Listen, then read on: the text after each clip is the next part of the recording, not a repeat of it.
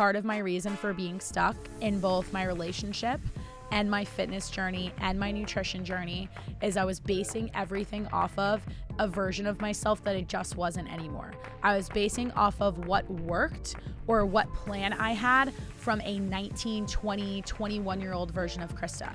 That version of Krysta had a lot less to worry about in her life.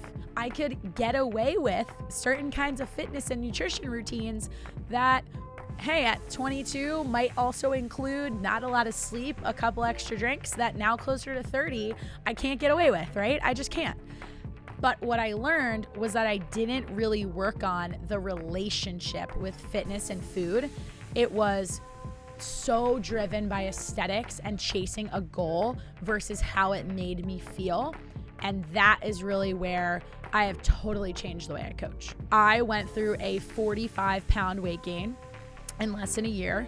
I've never felt more uncomfortable in my body in my entire life. I also looked in the mirror and said to myself, wow, I don't know if I care about it at all, to the point where I'm kind of okay with the fact that that happened, until I was in such a place that I said to myself, I don't recognize who this person is. Let's link up with Krysta on the Fix. She's a wellness coach with a focus on mental well-being and physical strength.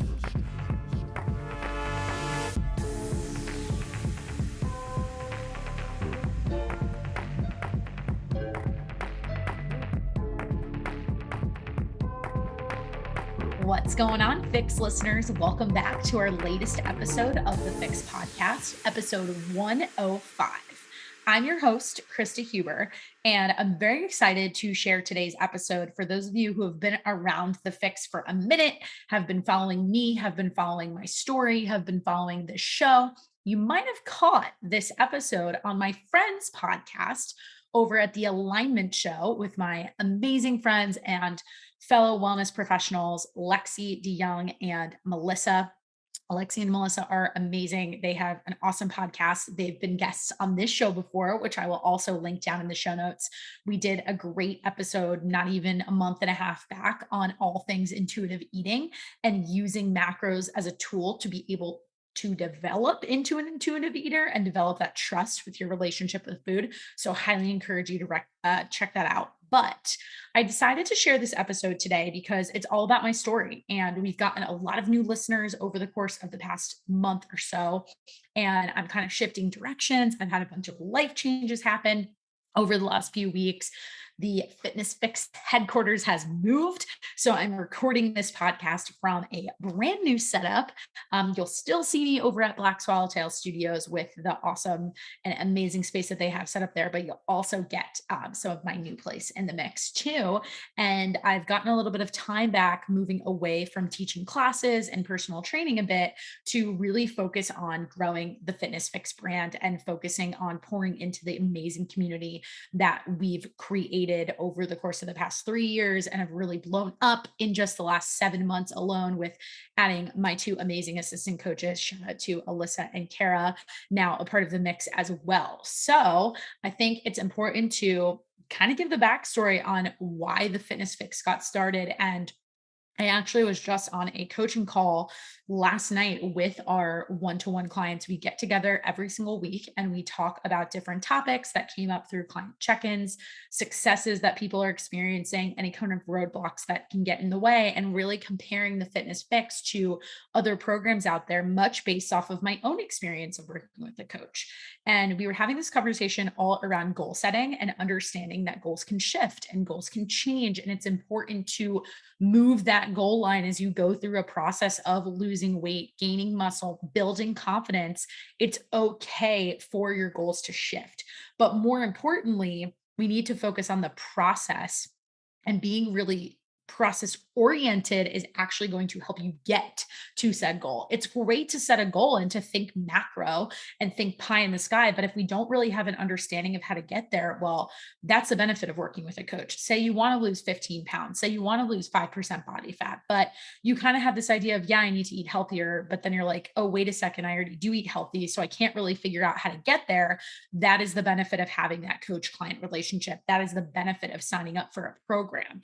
Overall, what really kind of came through for me in thinking about what makes the Fitness Fix different though is we want to help you focus on the exit strategy. We want to help you figure out, let's say, okay, we are planning to track our food intake and get a really great understanding of macronutrients, of protein, carbohydrates, fat, learning how to be flexible in our food choices, learning how to plan in advance, really establishing this solid foundation of how the heck does food fit together. That is one of our main priorities because it's the driver in which people use to lose weight.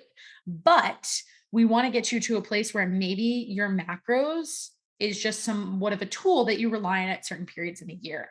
And as we were kind of talking through this and talking through goal setting, something that came up for me was the fact that my relationship with macronutrients and with tracking has really changed and is now reflected in this program. And the reason why it's really changed is because at one point it was totally a fad for me. We rip on fad diets on this podcast pretty often. I criticize them on social media when they're encouraging people to cut out entire food groups. You can totally do that with macronutrients. And I was that person. I would be on this yo-yo where for a couple of months at a time, I'd be really into tracking my food, stop tracking it, kind of decide, okay, if I'm eating X amount of carbohydrates, well, things that are higher in carbohydrates, an example, bananas, for a while, I wouldn't touch them. I love them. So it's now something that I've learned to incorporate back into my day and just figure out, hey, okay, if this is what I'm choosing to eat, then I just need to make an adjustment somewhere else. But ultimately developing this program that looks at everything holistically, that helps you understand how does not just the macros themselves, but how does our stress play a role? How does our sleep or lack thereof play a role? How does our digestion play a role? And all this other information that we collect to make more informed decisions and really assess how your body's responding has helped me see how this truly is a lifestyle because we're looking at so many different measurements of success. We can set goals based on some of these different criteria, what we call biofeedback markers that you've heard before if you've been around here for a minute. So that's all well and good. And that's great in terms of understanding, well, what does the experience look like? Why do we do the things that we do inside of the Fitness Fix? That's something we're huge on. We're not just here to dictate what you should be eating. We want to show you how to eat, but understanding what the backstory was from my personal experience. How did I even get into this space in the first place? And it's something that I'm very happy to share as we now, having changes go on, are making this point to kind of take a step back and be like, well, what will the Fitness Fix look like over the next 6 months? We're already moving into the second half. We're 6 months into 2023. So what do these next 6 months look like? If you're out there listening, just as much as I'm saying this is a time for me to reevaluate, and it's a time for me to take a step back and think about goals, not just professionally, but personally too, in my own fitness and my own nutrition, that maybe this is a reminder you need to go out and do exactly that. And again, if you're new here, I hope that hearing a little bit more about my story and how I really decided to pour into this program and put it together and what kind of happened in my personal life that led me down a certain career path, a very winding career path, let's say, as you'll hear throughout this interview that I did with Melissa on the Alignment Show. It was filled with lots of twists and turns, but that's what life is all about. And I'm very appreciative for those twists and turns that I've had, because when new events come up and things that I wouldn't have necessarily predicted come my way, I am able to sit with them and say, cool, everything happens for a reason. And it could be one of the biggest cliches in the book, but I don't think that for a second, because I believe that it's really true. And when certain things happen in your life, the only thing you can control is the way that you respond to them. And I've learned through maybe not responding in the way I would have liked to, I've learned what I can focus on. And a lot of that has to do with my own mindset, my own mental health, how I'm taking care of my body, how I'm prioritizing me. And what's really amazing is I have this community of clients inside of the Fitness Fix to motivate me to lead by example, but also even people who listen to this podcast. I want to be real. I want to continue to be vulnerable. And that means that there's plenty of days where I don't have it all figured out, but I know that I will figure it out. And having that determination and recognizing that sometimes the things that we think are catastrophic or the worst thing that could have possibly happened to us always turn out to be even better than we can imagine if we choose to take action, if we choose to actively look at it that way and do something about it, rather than just saying, oh, well, this is the outcome that I got. Here's what I have to deal with. And I don't know what I'm going to do next. The best thing that you can do when it comes to even your fitness and nutrition to being successful is to take immediate action, is to recognize that, hey, you're dealt a certain hand or something doesn't necessarily go the way you pictured it to. Well, what are you going to do next? Pivoting in making quick decisions, even if you pivot again from there, that's all right. And that's what it's all about. That's why we learn how to both plan, but be flexible at the same time too. So I'm going to kick the mic over to myself at this point, but just kind of wanted to set the scene for this episode. And for those of you who don't know a whole lot about how the Fitness FYX started, how I even got into fitness myself, having had a background in finance and a degree in journalism, I walk you through that whole story here. And if any of it resonates with you, you guys know I would love to hear from you. I am always available in the DMs. Shoot me a message over at the Krysta Huber at the FYX.official pod. Check us out on YouTube. We are actively growing our YouTube channel for the Fitness FYX and excited to get some new content coming your way over there. I'm probably going to get myself a new camera and do a little vlogging and things like that. So excited for all of the fun projects to come over the course of the next few months, and stay right here to stay updated for it. If any of this message resonates with you and you think there's somebody else in your life who would really appreciate it too, you know what to do. Please share it. We appreciate it. I love being able to connect with new listeners and hoping to make an impact on as many people as possible by sharing all of these stories. So with that, let's move right into today's episode.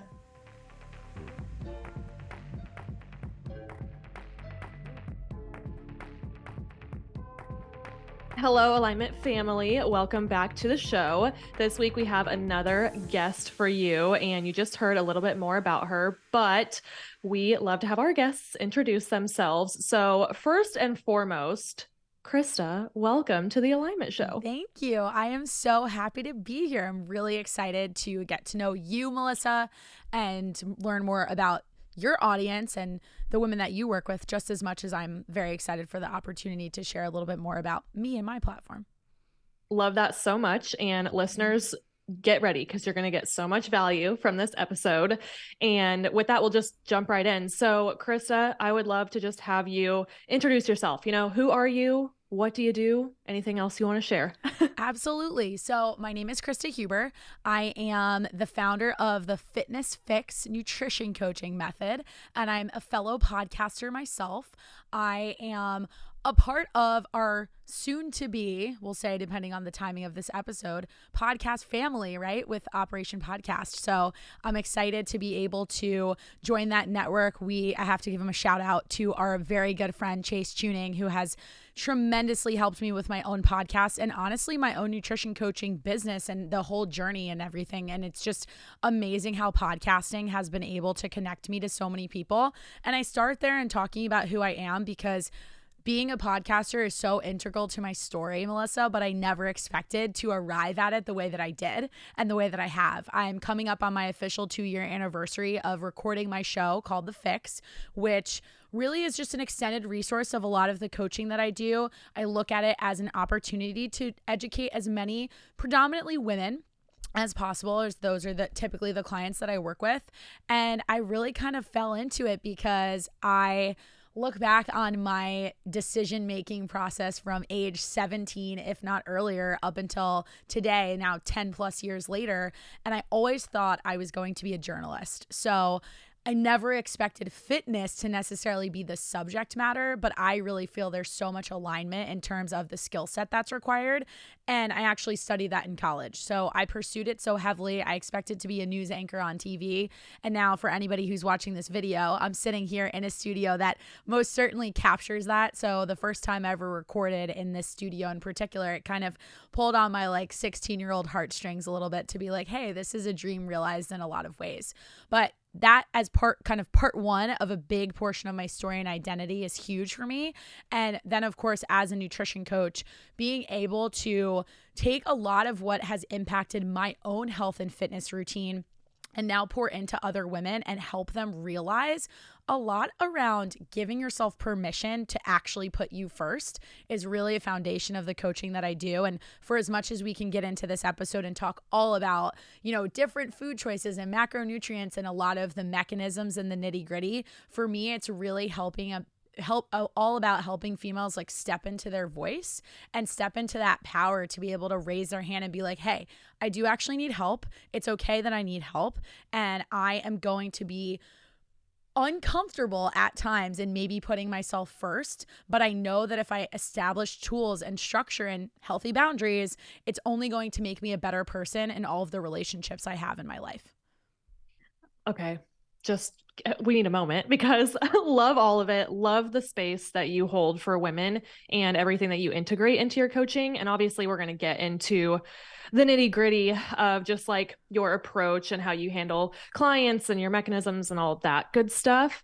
And I do just want to take a second to acknowledge you for how well spoken you are, because first of all, you're like right at home in your little studio right now, you guys, if you're seeing the video, so cute. But I know even on our previous conversation, a couple of weeks ago before we decided to podcast, you had talked about just how your own podcast and your own voice has evolved over the last couple of years, and you can really tell. So I wanted to acknowledge you for that. And everybody's in for a treat to listen to you speak here. So with that, let's get more into your story. I'm going to leave it up to you kind of where you want to start. We can go as long or as short as you want, but basically what led you to where you are now? Yeah. So great question. And I could go on and on about this forever, but hopefully, if you want to cut me off and ask about anything in particular, please do, because as I kind of alluded to in what I've shared so far, I definitely didn't see this path for myself necessarily.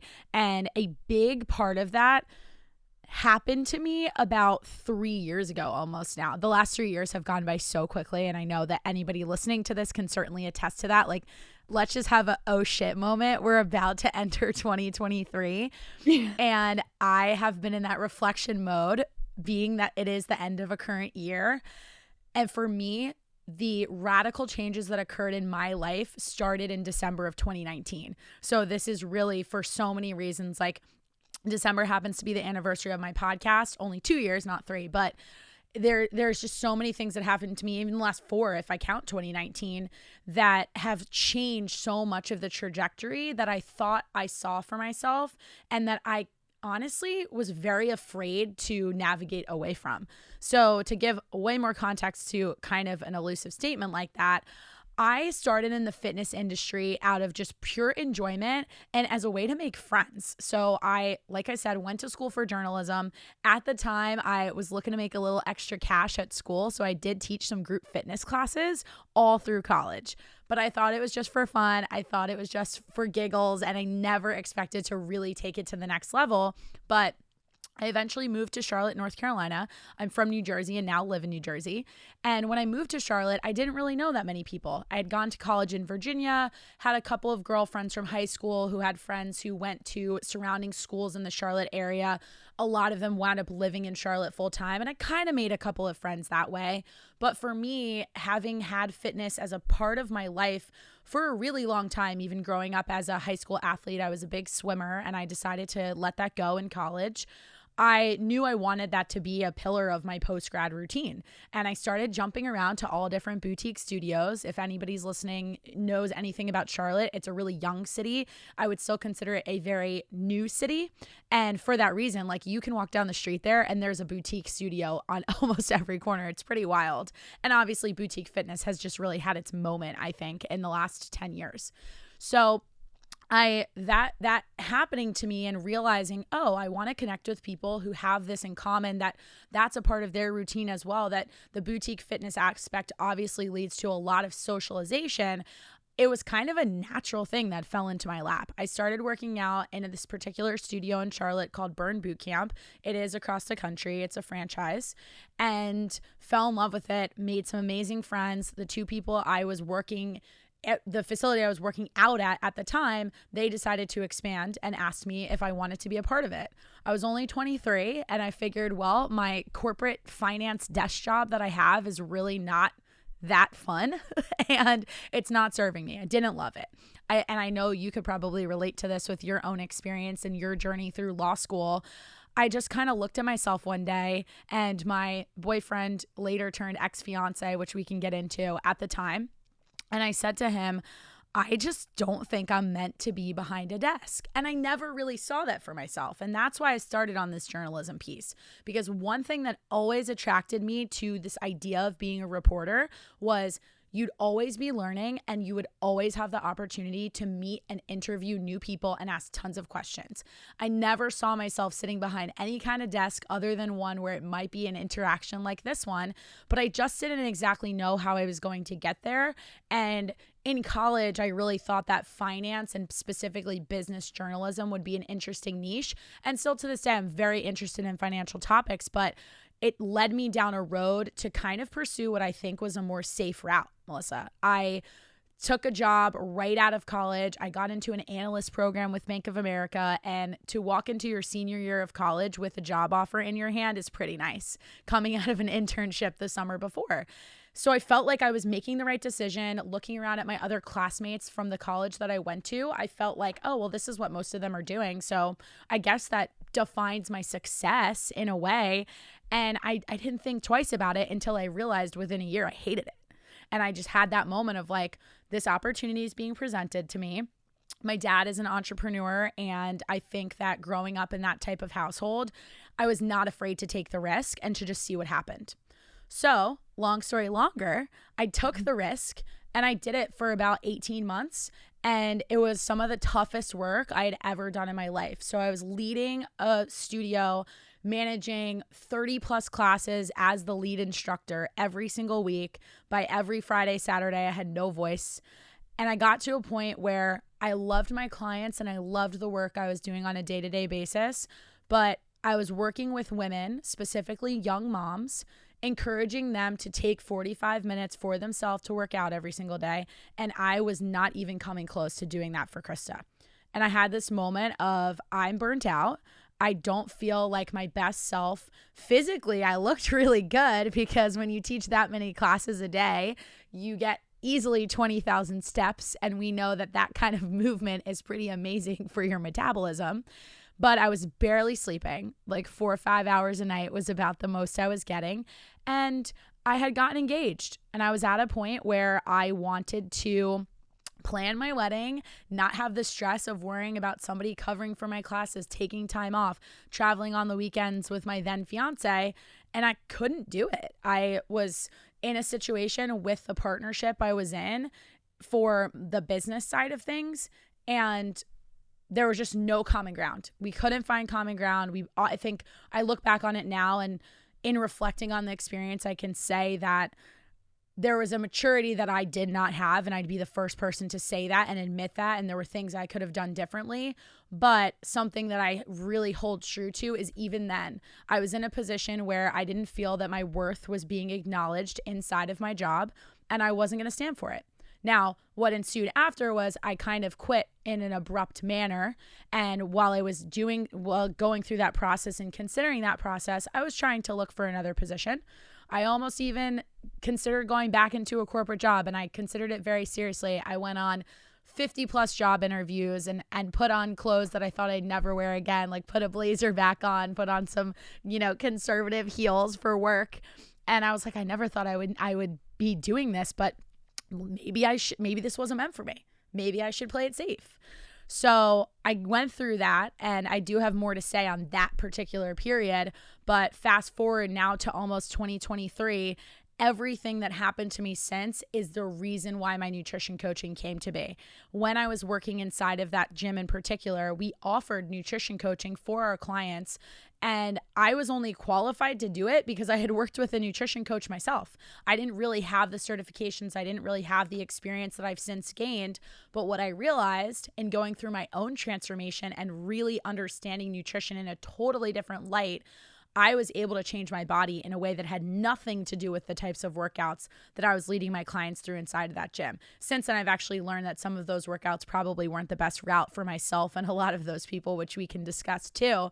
But it was really this domino effect of like taking this boutique fitness job and then growing up, right? Like that was between ages 23 and 26, very formative years of your life. And I imagine that there's women in that exact age group that listen to this podcast. And if you are in the midst of that age group, one thing I want to underscore before we break any of this down is it's okay to have one plan and it not go the way that you intended it to go. And sometimes you need to come to terms with the fact that the only thing that's guaranteed in our entire lives is change. I couldn't get over that. The 25-year-old version of Krysta, the 26-year-old version of Krysta, if you said that to her, there were moments where people did say that to me. I couldn't hear you. I did not like what you had to say. Since then, 3 years later, a lot has changed, and I'm grateful for those changes because I've accepted them for what they are and have done a lot of work, a lot of healing work too, to be able to say any of this right now at all and articulate what that experience and that journey has been like for me. Yeah. Well, first of all, thank you so much for sharing. We appreciate it. And I think, you make so many good points. And I think especially with like our generation and even younger generations coming up into the workforce, there's a lot more people going through what we went through, where it's like, no, I have this path laid out for me. This is what I am supposed to do. And I'm telling you guys, if you just keep resisting whatever your soul is pulling you toward, eventually something's going to happen and you're going to have this really pivotal moment that's probably going to feel like you're in the trenches, but you got to listen to it. And it's so, so worth it. And Krysta's story is like just a wonderful example of that. So I think you kind of shared a little bit about this moment, but can you elaborate more on like, when was the moment that you knew like, screw it, like I'm going to go after fill in the blank, right? Yeah, sure. Because I think I've had two of those moments, honestly, if I really think about it. So, and to your point that you just made, Melissa, it's so true that resistance, something's going to knock you off your feet and be like, you have to listen to this. Because the statement I'm about to make is not to sound like I regret my path, but if I had to go all the way back to my 21-year-old self in graduating college, I would say that my life would look very different right now had I not taken the Bank of America route. And then I went on to work for an asset manager for a little while too, before I dove into fitness full time. Had I pushed on that journalism path in a more traditional way and had gone down the route of, honestly, the reason why I didn't want to pursue it at the time, wasn't really willing to move to like the middle of nowhere and work for a really small TV station. I just didn't want that for myself.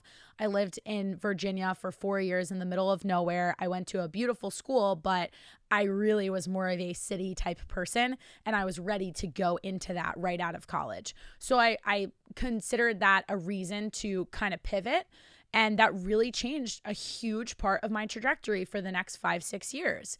So I could sit here and probably say that had I not done that, maybe I would be this reporter that I have in my head. I probably would be. And I'm sure would have been happy with that too, but I don't regret it because I'm so passionate about health and wellness that I think I would have still found my way to this path, especially because I had these part-time fitness jobs. So when I think about my first like, screw it, I'm going to do it moment, the first one was I had a job. I was working for an asset manager after I had left Bank of America. I realized like at first I thought, oh, this organization is maybe too big for me. I was in a sales position at the time and I really kind of missed the creative component that I had gotten from writing and journalism. And I learned how to edit video packages and a lot of tangible skills in college. And I felt like none of that was being put to use.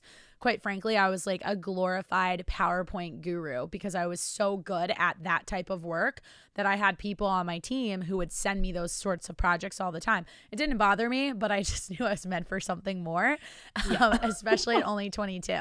So I wound up transitioning to an asset manager, and they had gone through a pretty big merger at the time under the Mass Mutual umbrella, which is obviously a huge company. I stepped into a role that was in the communication space, so I felt like I was inching back closer to what I wanted to originally do. And I had a moment one day, my boss in that position had actually said to me, "You'll never be happy working for someone else." And he said that to me the day that I quit that job. So I had a moment not too, I don't know, maybe a couple months prior to him making that comment to me. I'll never forget the conversation where I had taken this job, and I quickly realized that if you weren't in sales and you weren't close to the money and you were spending the company's money, no one really gave a crap about what you were doing. And that was a huge transition coming from a sales role at a huge bank, right? I saw both sides. I'm like, wow, now I'm in this internal role. And when you're spending the company's money instead of driving revenue, it's very hard to make a case for yourself. And I was working on a really big project that I needed that internal advocacy from pretty big players in the company to make any sort of progress. So most of the time I was sitting at my desk, twiddling my thumbs, trying to come up with other things to do because I'm not the type of person that just wants to sit still. That gave me the space to pursue this other fitness position that quickly went from part-time. I would wake up at like 3 a.m, go to teach a couple of classes before work, quickly go home, shower, change, put on my corporate outfit, and then run to the office for the 9 to 5, fit my workout in after 5 o'clock, and repeat that 2-3 days a week. I would wake up so happily at 3:30 in the morning, lit up, ready to go, ready to train, excited to put on my sneakers and leggings, not so much the other outfit. And the more and more I started to notice that, it was serendipitous that the two people I worked for in the fitness space wound up coming to me and approaching me and being like, hey, you would be really good at this. You have so much enthusiasm. You would be an awesome fit for this type of role. And at the time I was working at a bar studio. So I actually at one point was a Pure Barre teacher. So I was like, I don't know, maybe like I do have the experience. I'd consider it. So they kind of tested me on the mic, tested me more. And I was like, I love this. And that's what really happened. And then as mentioned, to fast forward to those few months later, I was having a conversation with my boss at the time, trying to make this decision of what should I do next. And when I committed to taking on this more entrepreneurial path in fitness, he said to me, he's like, I still promise you though, I know your personality. In the 9 months you've worked for me, you'll never, ever, ever be happy having a boss. And I think he was definitely right? Like it took me 18 more months after that. And I will share too, I am in an interesting situation now because I quasi have a boss because I also work out of an athletic club outside of my nutrition business. But I've been able to carve out this environment for myself where I have the Fitness FYX and I've been able to build this brand, and I'm only just getting started with it, which is so exciting because it obviously feels like the sky's the limit when it's something that's brand new. And that moment of sitting there and being like, well, should I do this? What risk do I have? I then went home and I talked to who was then my boyfriend at the time about the options. And he said to me, he's like, maybe you should just go for it. And him like having that vote of confidence in me, especially because transparently my parents thought I was a little crazy for making the decision and walking away from the 401k, the paid vacation days, all that jazz. I needed him to kind of say that to me, to be like, go for this. You should do it. You're good at it. And that was kind of the rest of what transpired well into half of 2018 and most, if not all of 2019. But like I said, my next screw it moment was when I was 10, 11 months into that role, and our company, our location, our particular Burn Bootcamp location was doing so well. Like I had never felt prouder to really be able to see how you could grow a business from scratch. And when I got to a point where I saw the success we were having and I saw the opportunity for growth, I also recognized that it was taking a lot out of me to make it happen, like I mentioned. And when I recognized that it was taking so much out of me, I was like, okay, I either need to learn to set some boundaries. I'll also share at this time, I realized that it might be a good idea to go to therapy. And I did. And it was one of the best things I've ever done for myself. And I've done it many times since. And I got to a point in talking with that therapist and family close to me, I needed to raise my hand and say, I can't continue to work this way. That conversation didn't go the way that I wanted to. And that was my next, screw it, I can't do this. I know my worth, add tax to that worth, and I'm out. And that really, what then transpired was the pandemic, and that certainly affected my job scoping process very significantly. And I didn't know that was going to happen, just like none of us knew that was going to happen. So I think, because if I think about this now and as I'm talking out loud here, and thank you for listening to all of this, but I think because I had taken the risk moment once in jumping from finance to fitness, I wasn't afraid the second time. The second time I was just like, look, like this didn't go the way I wanted to. It was only 18, 20 months of my life. If that doesn't go the way I wanted to, I'll figure something else out too. I love it. I love it. And that's what I was going to ask you, is if you ever had any doubts. And I think, like you said, you kind of had a bit of an advantage the second time because you had gone through it the first time and you had the evidence that you could do it, you know? And I think when you're listening, like speaking from my own experience too, like when you listen to a soul nudge or calling or whatever you want to call it, you just know that it's all going to be okay. So incredible story. And obviously, yeah, the pandemic, whole other conversation, but you're here now, you have your business, you are thriving. And I'd like to shift into, you know, your coaching. I'd love to hear more about what types of clients you work with and what are like the most common struggles that you help them with.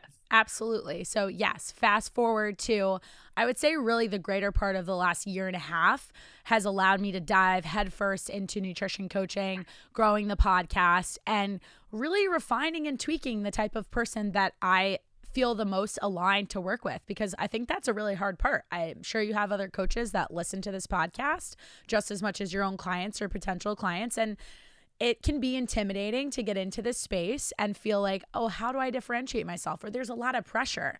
And what I've since learned, especially in the last couple of months, is a lot of what I do has been rooted in the challenges that I've faced myself and have actually figured out the tools, the solutions, the tangibles, whatever you want to call them, to put those into place and then have the evidence to be like, hey, trust me. Like I know exactly how you feel. I have so much empathy for my clients. And I think to just kind of bring this all together, one thing I do want to share is the last few years of a lot of the struggles I described and just like that journey that I've been on has actually allowed me to be such a better nutrition coach, because in dealing with a lot of those work stressors, I always put my health on the back burner every single time.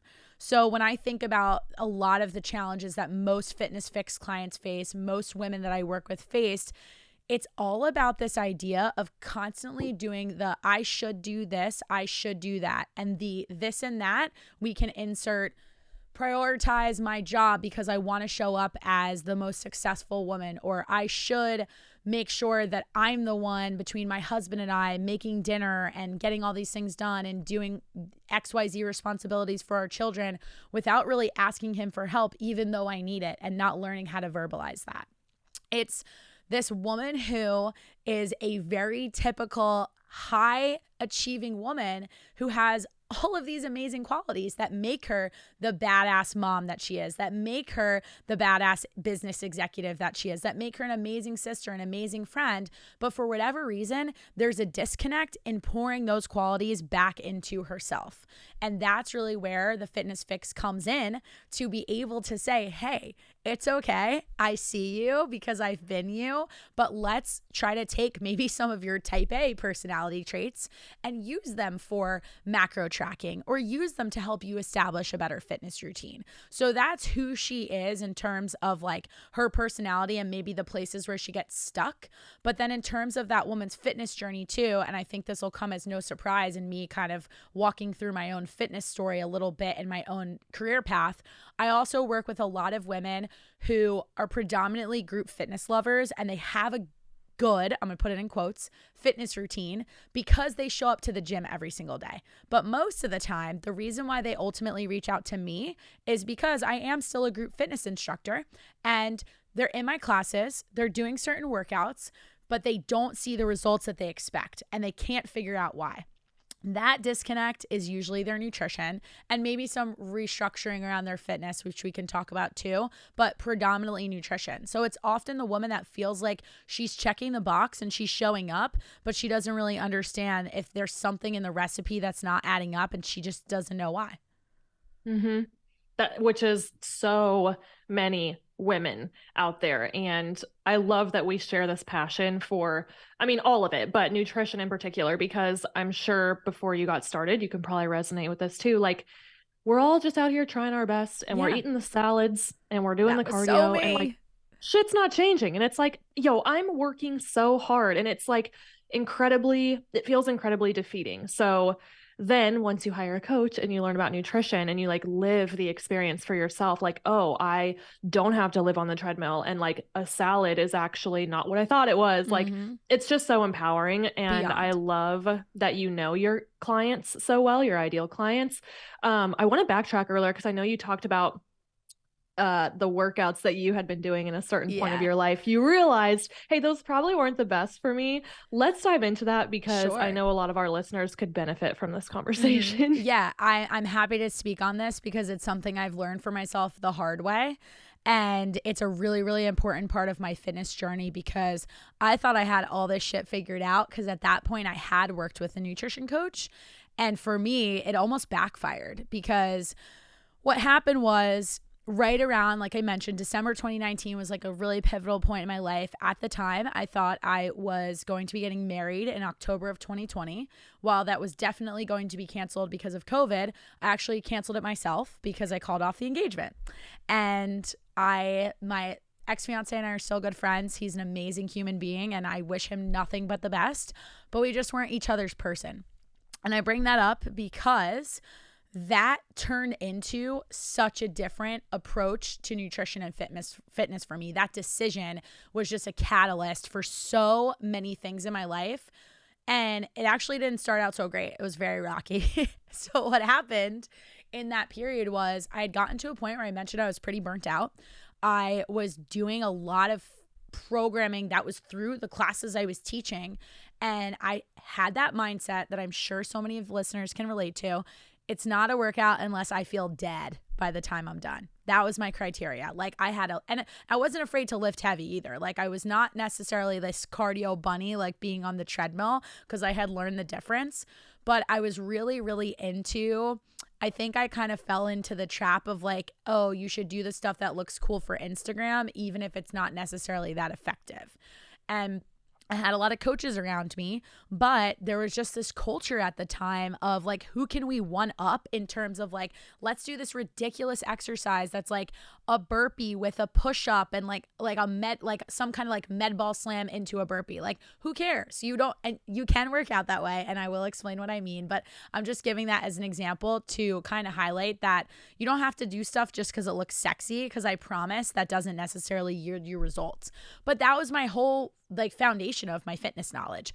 I came up being trained as a trainer in that type of environment. So for as much as somebody could listen to this, or you could kind of sit here and say, you know, you have your background in competing and getting really lean, right? Like you can make the same statement. That was all you knew. Maybe that bodybuilding style was all you knew. These are just two really different ends of the spectrum. I never found the in between. Now, when I got to that point in 2019 where I realized I wanted to make a massive change in my life, both professionally and in my personal life, I thought that fitness was basically bullshit, Melissa. Like when I was at a place where I was making these huge decisions and making these decisions around moving, my brother and I were living together with my ex-fiance. He had to move out. I wanted to move back to New Jersey. This was happening in Charlotte. And then this all happened in March of 2020. So you can imagine how difficult it was to actually move, because this was like the week that everyone in the world was like, don't leave your home. So I just looked at myself in the mirror and was like, I don't give a shit about what I eat. And I just cannot fathom how it could be important to move my body. And then, hey, you had no motivation to go to the gym if you literally couldn't go, right? Gyms were closed. Like this was in the height of so much uncertainty. And I know you posted a reel about this recently because I was watching before we jumped on the Zoom. Like you had a point right around the beginning of COVID when you really wanted to go into a muscle building phase, and then you couldn't even get into a gym. So it made it impossible in a lot of ways, if that was your perspective. Yep. That was mine. I saw that as an immediate excuse to be like, screw this. I don't want to do this anymore. And I think too, it being somebody who has a relationship that's also financially and like career driven around fitness, it makes it hard sometimes. Like my clients always be like, oh, it's probably easy for you to work out because you're at the gym all day. It's the last thing I want to do by the time it's like 8:00 and I've taught a bunch of classes, had a bunch of nutrition Zooms, and trained a few people. Like it's not super high on my radar. I have to execute just as much discipline. I don't have the barrier of getting in my car, but trust me, like I got to have those pep talks with myself. So I'm painting this picture to say that I then went down a path of just having no relationship with fitness and nutrition at all. My mental health suffered tremendously because of it. And I was in a ton of therapy. I had mentioned therapy earlier. And I was really in a place of trying to figure out like what I wanted in my relationships, because that was obviously the question that I kept coming back to. Is this the relationship for me? Should I marry this person? And it took me like 2 months to actually make the decision to call off the engagement. I first just asked for space, and I got plenty of it, especially with COVID. But I think in my heart I knew, and I actually had this conversation with my ex. I never brought the ring back from Charlotte to New Jersey. And he made a comment to me about it when we were having the conversation and like making the ultimate decision. And he said to me, and it was really hard to hear at the time, and it's still kind of sad when I think about it now, but he was like, you knew, like if you weren't sure, you would have taken the ring with you and you left it. Like you left it at home, like where we were living together. And he was so right. So it was hard to hear because he was right. And I think this is where the shoulda, woulda, coulda part of my initial story when we first started the episode comes together, because part of my reason for being stuck in both my relationship and my fitness journey and my nutrition journey is I was basing everything off of a version of myself that it just wasn't anymore. I was basing off of what worked or what plan I had from a 19, 20, 21-year-old version of Krysta. That version of Krysta had a lot less to worry about in her life. I actually shared a little bit of this recently in a group nutrition coaching session that I have been running through the athletic club where I work. And everyone thought it was kind of funny. And it was kind of funny because I made a joke saying like, you know, it's a lot easier to not worry about stress management when you're 22 and your only concerns are getting through your 9-to-5 workday and then going out to some bars in Charlotte with your friends on the weekend. So honestly, I could get away with certain kinds of fitness and nutrition routines that, hey, at 22 might also include not a lot of sleep, a couple extra drinks that now closer to 30, I can't get away with, right? I just can't. But what I learned was that I didn't really work on the relationship with fitness and food. It was so driven by aesthetics and chasing a goal versus how it made me feel. And that is really where I have totally changed the way I coach. I went through a 45-pound weight gain in less than a year. I've never felt more uncomfortable in my body in my entire life. And I just, again, in looking in the mirror and saying, I don't care about fitness, I don't care about nutrition, I also looked in the mirror and said to myself, wow, I don't know if I care about it at all, to the point where I'm kind of okay with the fact that that happened, until I was in such a place that I said to myself, I don't recognize who this person is. But I didn't recognize either person. Having stopped working out, having stopped really caring about what I was putting into my body, I went through phases of eating, not eating, especially in dealing with depression, and then subsequently making the decision to take medication. It just wreaked havoc on my body, not just mentally, but physically too. And I lived in both extremes. I got to the point where I had lost so much weight and a bunch of muscle, but then it all came back on, honestly, as fat. And that's where I had to restart my fitness journey, because I had chosen not to exercise. And I'm very careful with those words because it was a choice. And I'm not saying that to be hard on myself, but I am saying that for anybody who's listening, if you feel like your fitness journey has been a ton of stops and starts, I hear you and I see you and I recognize how challenging that is. I went from being able to do I don't know, like 20 push-ups on my toes without thinking about it, to barely being able to do 5 without being so fatigued in the span of like a year. And I was just like so disappointed in myself. I'm like, how did you let yourself get here? That turned into a lot of negative self-talk that when you're talking to somebody who already was dealing with so much internally and externally, I didn't even know where to start. So I hired a coach, and I hired a coach that legitimately forced me to cut out all cardio unless it was walking. And in between every set I had to do in the gym, and every set I chose to do in the gym, I should say, I had to set a timer for 90 seconds and I could not go again.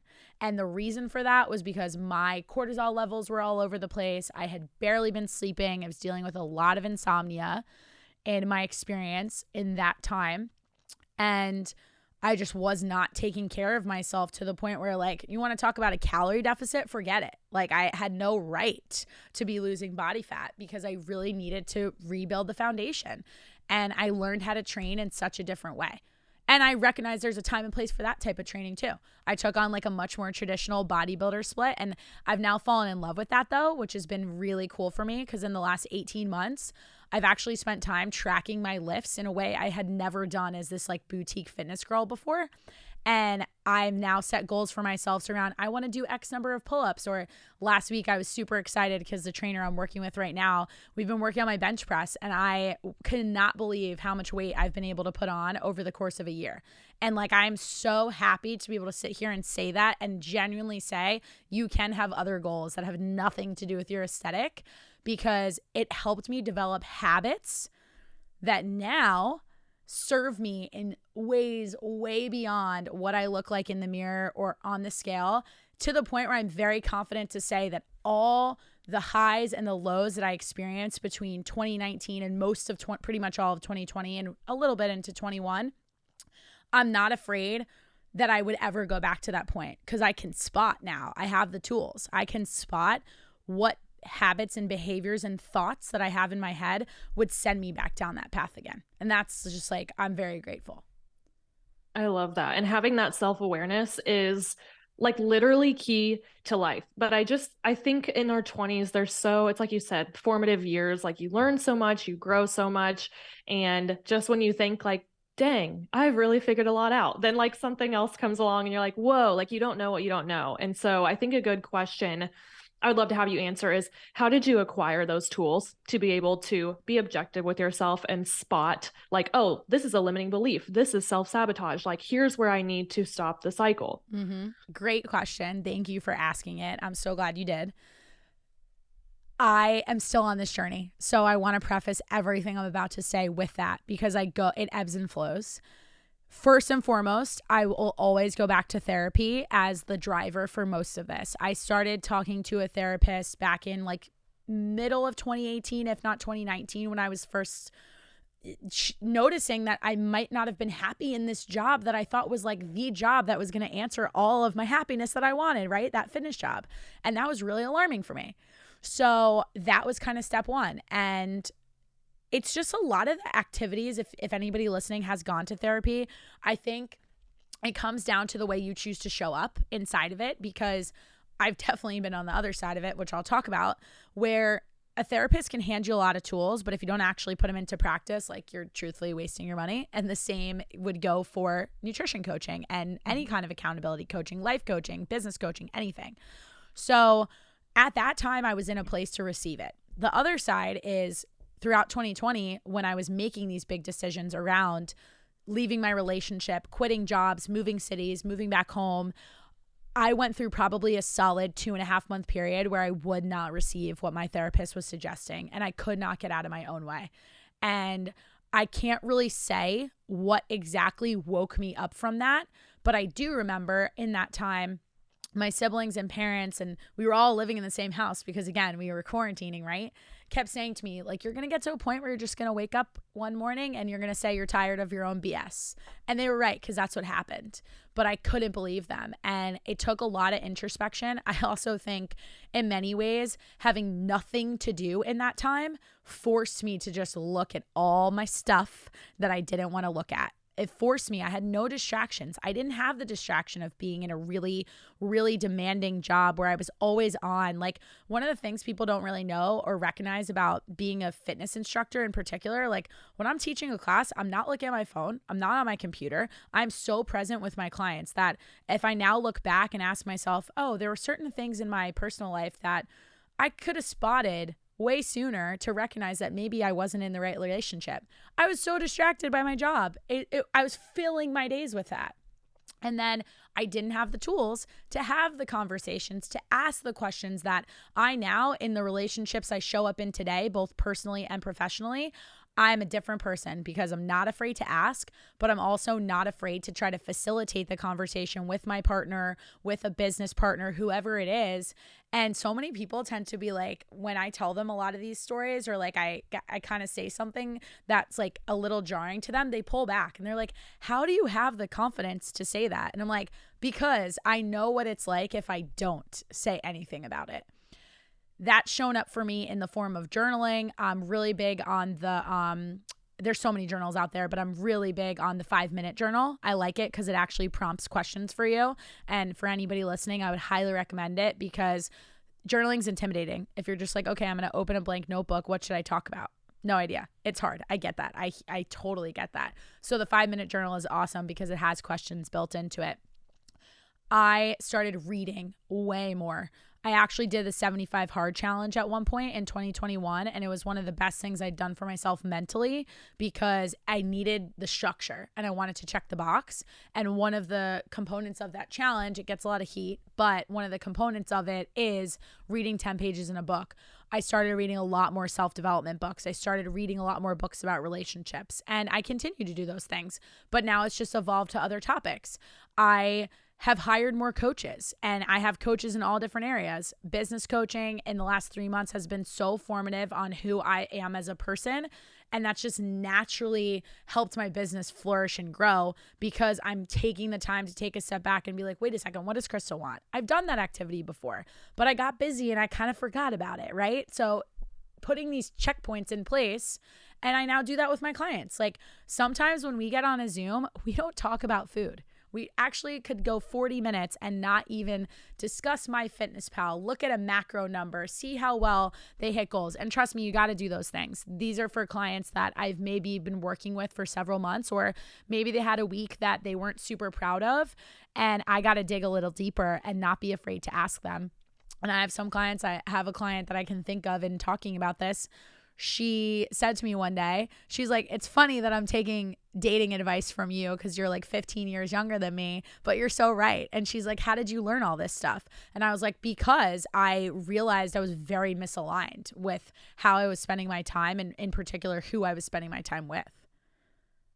Yeah, 100%. And that's personal development in a nutshell, is sitting with your shit alone. Like the amount of people that are so distracted, and like, I'm definitely not above it. Like we all do it, but like, think about how many times you're in line at Chipotle or at the grocery store and you just instantly start scrolling, or you come home and you sit on the couch at night and you have to be watching something, whether it's on your phone, the TV, both at the same time. And I just like have gotten to a point where I'm like, my brain literally cannot handle that kind of stimulation, but that's most people's default. And again, that is where it all starts, is like what comes up for you, because it's going to be really uncomfy, and that's exactly where you need to go. So I'm glad you shared that. And there's definitely a ton more that we could get into with mindset coaching and how you handle your clients with those types of struggles. So maybe we'll have to do another episode, but today we got to be respectful of Krysta's time, y'all. She is a busy gal. So I'm going to ask you the 2 questions that we ask every single guest. And the first one is, what does living in alignment mean to you? Well, I love that. And I feel like I unknowingly sprinkled little bits and pieces of it into the conversation.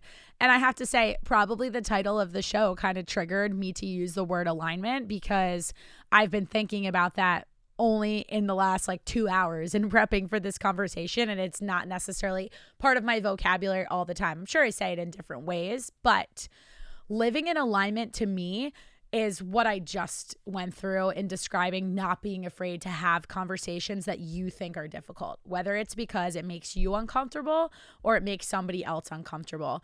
And it's also just showing up as the person you want to become, right? I think that something that people try to chase in finding alignment is they separate the path of who they are right now from who they want to become. I see this with my clients constantly. They're always telling me, well, you know, like this didn't happen this week because I went to this work party, or I had this event, I didn't get enough sleep, my kids woke up at 4 a.m, then they came in my bed. I get it. That's life. That happens. But we have been working on with a few of my clients in particular, and it's really, really helping them. And because I think it's helped me, they instead of talking about like who they want to be, they talk about it as if they're already that person. And whether they, like, I have one client that calls herself old and then inserts her name, like old Krysta, new Krysta. And when we get on a Zoom and she's detailing what happened to her in that week, and I ask her to share wins, she always shares it in the context of, well, old Krysta would have done this, old Krysta would have done that, but this is how new Krysta showed up this week. And to me, I think that's how you actually get to alignment. I think people are so quick to want to just get to the destination without acknowledging any of the work, but you have to do the work to be aligned. You have to do the work to actually figure out what makes you aligned. And also, I think this is very important, Melissa, understanding that it's okay for the goal line to shift. So what you think is aligned for you, that is my whole story. Like my whole story on a personal level, when I think about anything that's happened in my life in the last 8 to 10 years, there is an old version of Krysta that was just not okay with making those adjustments because she had this plan that she set out on and she had to commit to it. So living in alignment is being able to adjust and shift. And I think when it comes to nutrition coaching, that's really easy to see because we can say to a client, hey, the last 4 weeks haven't necessarily panned out the way you wanted them to. You didn't plan this. This could have gone differently. That's fine. All we need to do is reframe and say, okay, maybe you have this goal that we might start a fat loss phase in 6 weeks. We should probably start it in 10. And at the end of the day, is that really that bad? No, because you're doing this shit for life either way. So who cares? Yeah, 100%. Love it. Love it. Love it. Okay. And then final question, where can people find you? Yes. Well, I would love, of course, I got to plug the podcast since we started with that. My podcast again is called The FYX with Krysta Huber. And I do spell Krysta with a Y. So it's FYX with a Y, FYX. It is available on Apple, Spotify, and wherever you tune in to listen to your podcasts. I am on Instagram, 2 different handles. One's my personal at the Krysta Huber. And then I have my Instagram for the podcast too, which is at thefyx.officialpod. And shooting me a DM is the easiest way to reach me. Clearly, I like to talk and I have a lot to say. So if you guys are so inclined, or if there's something in this message that resonated with you and you wanted to talk about it more, I'm truly an open book. And I always appreciate hearing from people and just learning how something in my story and opening up about that story might be able to help you. Perfect. And per usual, everything will be linked for the listeners in the show notes below. But seriously, Krysta, thank you so much for joining us today. We appreciate your time, your vibes, your expertise, and this is going to be a good one. Thank you so much. Again, I'm so grateful for this opportunity. And let's make sure we let everybody know that we are going to do a podcast swap. So stay tuned because we will definitely be having a little role reversal and we're going to flip the script. And hopefully Lexi will be there for that one too. But I'm excited to have both of you guys on my show very soon. Yes, we're pumped. So you guys will see us then. Thank you. Awesome. Thank you so much. I really appreciate it. That You're was so fun. Incredible. We could do a whole other episode about like mindset coaching. Yes, we totally should. And I am working on like not talking so much at once. So I appreciate you bearing with me. No. But it's like, I'm just like, okay, I'm just going to talk because I'm so used to it for my show. So yeah, thank well, you. that's how it should be too. Like I know when I listen to podcasts and I want to hear someone's story, like if the host keeps like jumping in, I'm like, can you just shut up and let them like go, please? That so was like, it's fine. That's been the biggest journey I've had in being a podcast host because I'll listen to old episodes. I might have shared this with you guys and I'm like, oh, why did you stop them? Like, let them go. So I appreciate it. You're very skilled in listening and being a great host. So thank you very much. Thank you. That means a lot. And seriously appreciate you so much. I know you got to run. So have a great day. You too. And then I'll send this over to you guys as soon as we get it. And then does Chase edit your shows or do you two do it? No, Lexi does it. Good for her. But more power to her. I mean, it's nothing crazy. It's like chop the beginning and the end and then put the intro, outro. Yeah. You know? And you know what? If you guys do such a great job that like I personally in the beginning, I was so hypercritical of myself that I wish I had just like let it go. And when you two have a good flow with each other and you just let the guests talk, it's way less editing. But I have had shows where I've had to like totally change stuff. So that kind of led me down that path. But anyways, I'll send this all over to you guys. If you do find like you want to change something, I will probably have my editor edit this at some point anyways. So just let me know, like, if something didn't go right, or like you guys are watching it and what anything like just looks different or whatever you want. Feel free, because what I will definitely do is have him cut up the show for some clips for social media. So I'm happy to send them to you too if you want to use them for like any kind of promotion. So that would be amazing. Cool. Awesome. Cool. Great. Thank you again. I appreciate it. Have an Thank awesome you rest of so your much. afternoon. Have a good rest of your day. Thanks. Bye. Bye.